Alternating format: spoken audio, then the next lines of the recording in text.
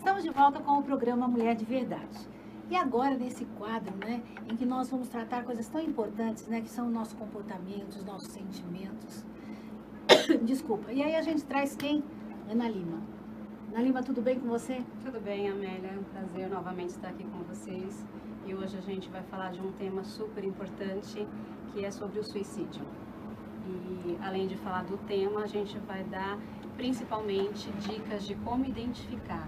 Então hoje nós podemos ser agentes como salvar vidas. Eu acho que isso que é importante, né?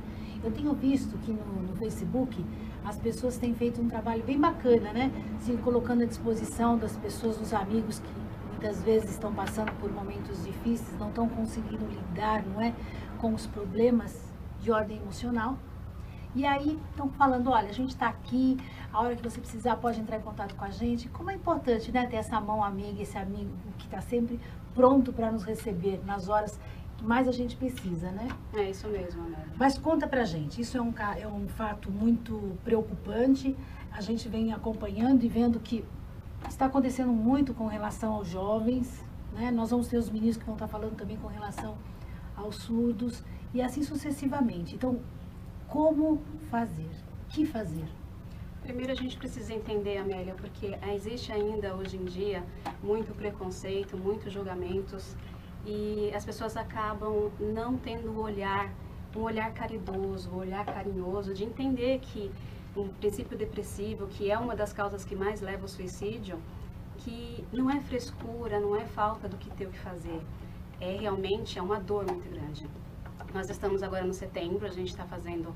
Existe uma campanha enorme mundial, que seria o Setembro Amarelo, que é uma campanha de prevenção ao suicídio.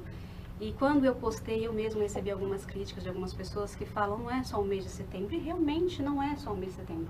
Mas existem ONGs mundiais que nesse mês de setembro, eles trabalham em prol para que isso venha mais à tona, para que cada pessoa em casa mesmo possa olhar dentro da sua família, para os seus amigos, com um olhar mais amigável, mais carinhoso, porque nós podemos sim salvar vidas. O suicídio, quando nós pegamos uma pessoa que está com esse propício, ou até que ele tira a própria vida, ele não quer se matar. Existe uma dor muito grande dentro dele e ele quer matar aquela dor. E normalmente quando alguém está com essa dor no nível máximo que leva ao suicídio, é porque ela não consegue mais se comunicar, é porque ela não tem com quem se comunicar. Então, é necessário ter um olhar, e existem alguns pontos que eu vou levantar aqui, que o nosso papel aqui hoje não é falar exatamente sobre os sintomas, e sim para que a pessoa que esteja em casa, para que nós amigos, para que nós familiares, possamos identificar isso. Então, eles dão alguns sinais. Um dos sinais, eu vou começar a falar hoje sobre sobre o isolamento social. As pessoas, elas começam a se isolar. Então, se a gente percebe que tem alguém na família, que tem algum amigo, que de repente ele parou de sair com os grupinhos e que ele parou de rede social e ele começa a ficar exatamente isolado. Então, não ignore esse fator, não ache que é frescura. E como que a gente pode fazer? Algumas pessoas, existem alguns mitos que falam assim, eu não posso perguntar se ele está pensando em suicidar porque eu posso induzir. Não, não tenha esse medo. Mas você também não precisa perguntar isso. Normalmente, uma pessoa, quando ela começa a entrar em isolamento social, o que mais falta nela, ela acha que ninguém gosta dela. Então, nós precisamos dar atenção para aquela pessoa. Chega para a pessoa e fala assim, olha, eu percebi que você anda afastado, que você não está vindo mais nas festas com a gente. Tem alguma coisa que eu posso fazer para te ajudar? Aquela pessoa precisa se sentir que ela é percebida, que ela faz falta na vida, assim. Esse foi um ponto, que é o isolamento. Outro ponto que é fundamental, ela começa a dar sinais na fala. Aquela história de que cachorro que muito late não morde, para o suicida, isso não é verdade, gente. Ele começa a falar, talvez ele não fala diretamente, vou tirar minha vida, eu vou me matar. Mas ele começa com sinais do tipo, eu não valho mais nada, eu sou um fardo nessa família, eu não... se eu sumisse eu não faria falta. E algumas pessoas mesmo falam assim, se eu morresse seria a solução de todos os problemas e de todos.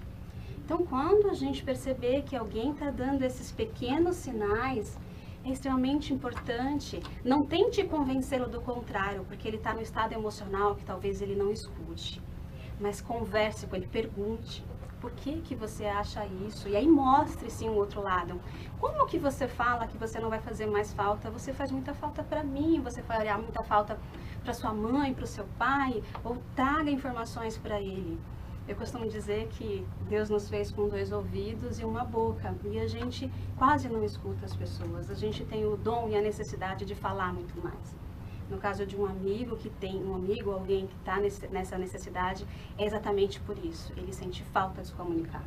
Você sabe, eu enquanto educadora, eu vejo assim, dois fatos que você falou que eu acho assim, extremamente importante, que enquanto professores nós também temos que ter, né, essa preocupação. Primeiro, alguns mitos de que não devemos tocar em determinados assuntos. Eu acho que isso é uma coisa muito ruim, eu tenho certeza que é, porque isso é como se nós pegássemos os problemas e jogássemos embaixo, não é, do tapete. Ou mesmo como se fosse uma brasa que você coloca ela ali, mas quando você vai tomar consciência, aquilo já virou, não é, eu diria, um fogo enorme, que acaba alastrando, não é, de uma forma assim, muito, eu diria, até temerosa.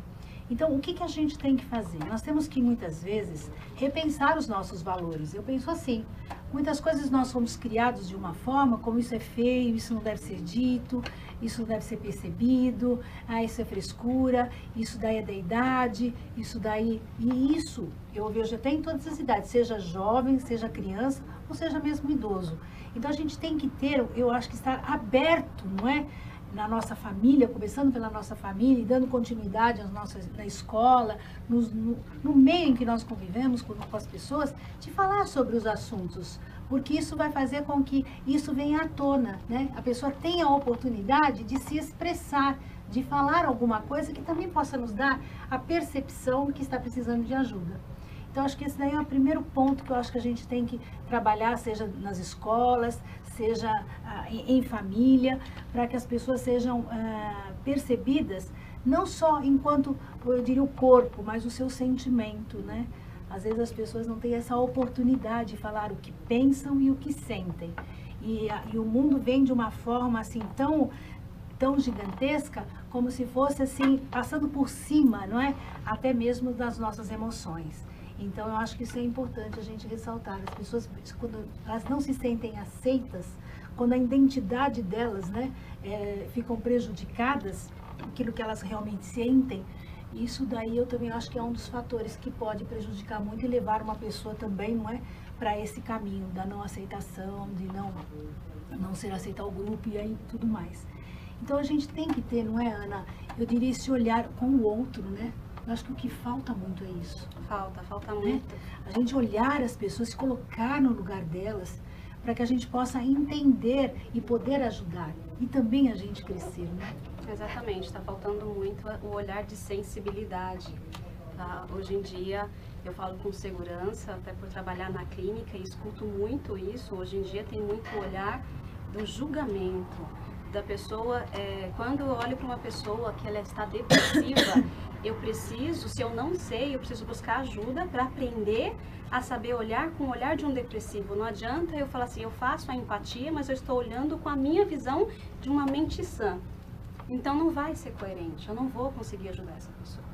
E hoje, quando a gente fala no Setembro Amarelo, quando a gente está dando essas dicas de como reconhecer quais são os indícios de uma pessoa estar a ponto de tirar a vida dela, trazendo para que todo mundo seja responsável, porque nós podemos sim salvar vidas. Não basta depois que a pessoa comete o suicídio e depois a gente começar a se sentir culpado. Então, é até uma prevenção. Culpa é uma coisa do passado. Todo sentimento de culpa, ele não é produtivo, porque você culpa já o que eu não fiz ou o que eu fiz, mas se remete ao passado. Então, por que eu estou falando isso? Para que a gente não tenha culpa daquele passado, para que a gente possa ter muito orgulho e principalmente ajudar as pessoas, Amélia. Precisamos ajudar as pessoas. Mas tá, a gente está falando de suicídio, né? A gente já falou que eles têm o isolamento social e agora a gente vai falar também da questão onde eles começam a se despedir do mundo. Eles dão esses sinais. Um dos sinais principais de se despedir existem pessoas que ele tem um carinho muito grande, essa pessoa tem um carinho e ela começa a ter um contato novamente. E a própria família me fala assim, nossa, mas ele buscou uma pessoa que há muitos anos ele não se falava. Ele começou a se despir das coisas que ele tinha, doar livros, doar coletâneas, que era um apego que ele tinha, e ele começa a desfazer daquilo. Então, ou começa a pedir perdão para as pessoas, mas é sempre um perdão muito doloroso e sempre tem uma fala negativa de que ele errou, mas ele não vê, não é aquele perdão de que eu errei e eu estou crescendo, eu vou melhorar. É um perdão que dá para entender que é um perdão, assusta, de que eu estou me despedindo de você. Percebeu, sentiu alguma coisa, não desmenospreze o seu sentimento, o seu feeling. Muitas pessoas, elas acham que é só um sentimento. Percebeu que algo está de errado com alguém, chame para conversar, se coloque à disposição. Se acha que não pode ajudar, chama alguém, avisa a família. Mas eu acho que nós todos podemos fazer algo para um mundo melhor. E a gente pode começar dentro de casa, com um amigo, alguma coisa. Depois que a gente perde, não adianta ficar chorando, se lamentando. Porque um suicida, ele dá muitos sinais. E quando eu converso com família dos suicidas, quando eu falo com amigos de suicidas, eles sempre relatam, ele deu sinais, mas a gente achava que isso ia passar, que isso era uma fase, que isso era um momento. Gente, para um suicida, mesmo que seja uma fase, mesmo que de repente é a forma que ele está encontrando de chamar atenção, mas a gente sabe que a gente está falando de um tema que não tem volta, não dá para arriscar. Mesmo que eu ache que eu tenha uma ilusão de que ele está fazendo aquilo para chamar atenção, se coloque à disposição, peça ajuda de um profissional ou simplesmente escute essa pessoa, porque às vezes a dor dela está tão grande e ela não conseguiu dividir. Se ela só dividir o processo da dor, esse sintoma, esse sentimento é químico. O processo depressivo, ele é químico. Então, se a gente dá uma emoção para ele, e essa emoção pode ser um carinho, um afeto, a gente muda o processo químico mental dessa pessoa. Então, veja bem como é importante, não é? Nós estarmos sempre atentos às pessoas que estão à nossa volta. E ela falou uma coisa que eu vejo que assim é fundamental. Às vezes nós queremos resolver o problema do mundo e esquecemos da nossa casa, né?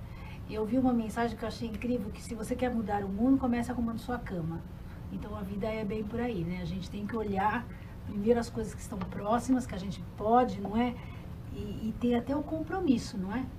Você Sim. concorda? Nós somos comprometidos, porque as pessoas que a gente coloca no mundo, as pessoas que a gente conquista através da nossa amizade, através do nosso carinho, nós também somos responsáveis por isso. Sim. Não é? E então ter essa atenção, e que muitas vezes, não é, são detalhes que a gente pode fazer a diferença na vida dessa pessoa. Pode sim, basta um olhar, basta... Estava conversando com os meninos agora nos bastidores, eles vão entrar com o tema também, falando sobre o suicídio, e a única coisa que as pessoas acabam deixando a desejar, e a gente estava falando exatamente sobre a questão de nós somos pessoas que escutamos, mães que temos. Imagine aquela mãe que ela tem um filho surdo e que ela não aprendeu ainda a se comunicar com ele, e que talvez ela não tenha sensibilidade de entender no olhar de um filho o que ele está pedindo socorro. Então, independente se você tem a língua dos sinais, ou se você é uma pessoa que se comunica, que você escuta, que você fala normal, eu acho que o olhar do ser humano, ele diz tudo. E hoje em dia está faltando as pessoas se olharem nos olhos. Então, vamos se olhar, vamos sim, vamos se amar, vamos dar mais amor. Existe uma frase que eu não gosto muito, quando eu vejo assim a hashtag mais amor, por favor. Eu falo, não, mais amor sem favor. Vamos amar as pessoas, vamos amar uns aos outros, vamos ter um cuidado especial. Porque eu acho que muito mais do que a gente cuidar do outro, a gente está refletindo o que sai da gente. Então, quando a gente cuida de alguém, a gente está cuidando da gente mesmo. E vidas, a gente não tem chance, a gente só tem uma. Então, um olhar carinhoso para as pessoas que estão se comunicando com a gente, através de falas ou através dos olhares. Vamos ficar mais atentos. Estamos de volta com o programa Mulher de Verdade, aqui comigo a Ana Lima, não é, falando hoje sobre esse tema tão importante, prevenção do suicídio. Ana, eu sei que a gente praticamente já está encerrando esse bloco, mas tem algumas coisas que eu quero tocar em você. Primeiro, a gente tem sempre aquela ideia que os suicídios são as pessoas adultas, ou então são os adolescentes, mas não é bem por aí, né? Não. Sim, os maiores casos existem índice, sim, que é da adolescência para a fase adulta, mas eu falo que o adulto de hoje é fruto de uma infância. Tudo começou lá atrás, onde muitas crianças, através de bullying, ou às vezes dentro da própria casa, a repressão era tão grande. A gente estava falando que um suicida, ele tem dificuldade de se comunicar, de expressar o sentimento dele. Porque às vezes dentro da própria casa dele, quando ele fala que sente algo que está diferente, ele é reprimido pelos próprios pais ou os cuidadores. Então, vamos olhar para as nossas crianças. Eu acho que um dos trabalhos de prevenção ao suicida é ter um olhar especial com as nossas crianças. E aí eu quero adentrar o assunto, porque eu vejo que o que é importante. Veja bem, eu tenho certeza que você que está me assistindo, que tem a sua família, que ama seus filhos, ama seus netos, ama a sua vida, mas muitas vezes fica perdido de como resolver determinadas questões, até porque elas aparecem de uma forma inesperada e às vezes a gente não está preparado, a gente está preparado para ver no vizinho, mas não na nossa casa. E aí é onde eu entrar a Ana Lima. E é onde entram todos os psicanalistas, todas as pessoas que cuidam e que têm, estudaram e sabem como atuar e orientar essa família e orientar essa pessoa. Então, ajuda é necessário. Ajuda não é dizer que você não é competente, pelo contrário. Quem é competente sabe direcionar, ter a dimensão até onde ela pode chegar e aonde um profissional tem que entrar para nos auxiliar. Ana, eu sei que você está com um consultório maravilhoso. Eu até pedi para que você mandasse para mim, algumas fotos para a gente estar mostrando, porque a localização é ótima, o ambiente é super bacana. Mas conta para a gente aonde você fica, porque eu acho que também é uma questão de prestação de serviço isso. Exatamente, Amélia. Realmente, eu tive um cuidado especial, porque eu trabalho desde crianças, a partir dos 3, 4 aninhos. Trabalho com os adolescentes, é uma gama é um público que tem bastante procura, os adultos, os idosos, então eu busquei ter um ambiente preparado, com bastante conforto e principalmente que traga muita segurança para eles. Então, eu fico bem no centro de Guarulhos, na rua Dr. Ramos de Azevedo, no 159, e fica no edifício Central Office. O canal mais fácil de me encontrar é via WhatsApp, é o 011 96267 6080. Eu faço questão que desde o primeiro contato seja comigo. Eu acho que o processo terapêutico começa ali, no contato. Eu tenho uma equipe que me ajuda sim, porém os atendimentos é único exclusivamente comigo. Então eu criei um instituto chamado Equilíbrio Institute, onde nós vamos trabalhar a parte de linha terapêutica, onde tem palestras, onde tem ajuda, tanto com o paciente quanto a família, porque é o que a Amélia acabou de falar. Às vezes não adianta tratar a criança ou tratar o ente, às vezes precisa de um tratamento de uma ajuda familiar. E realmente existe um mito de que fazer terapia, ainda existe os mitos de que fazer terapia são terapia para os loucos, terapia para quem não bate bem da cabeça, ainda eu escuto isso. E muito pelo contrário, fazer terapia pode sim resolver doenças psicossomatizadas ou como uma prevenção, ou somente como um autoconhecimento. É uma coisa que faz com que a gente tenha mais segurança, evolua e principalmente tenha uma vida mais leve. Eu acho que essa é a minha promessa terapêutica, fazer com que a pessoa tenha uma vida mais leve. E tendo uma vida mais leve, os pensamentos suicidas jamais passarão.